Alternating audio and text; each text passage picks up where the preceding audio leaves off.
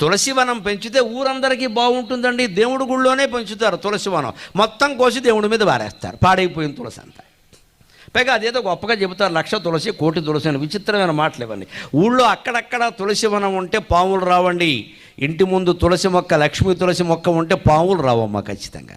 పిల్లలు ఆరోగ్యంగా ఉంటారు, వ్యాధులు రావు. అనేక రకాల వ్యాధులను తులసి మొక్క ఆపు చేస్తుంది ఖచ్చితంగా.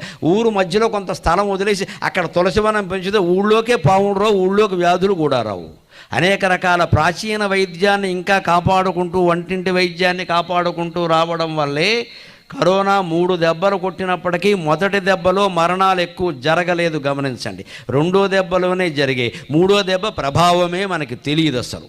ఇప్పుడు కూడా చైనా వణికిపోతుంది ఆ దెబ్బతో, కానీ ఇక్కడ దాని ప్రభావం ఏం లేదండి. కారణం మనం ఎప్పటికీ ప్రాచీన సంప్రదాయం ప్రకారం వంటింటి వైద్యం మీద ఆధారపడ్డాం చాలా వరకు మనం.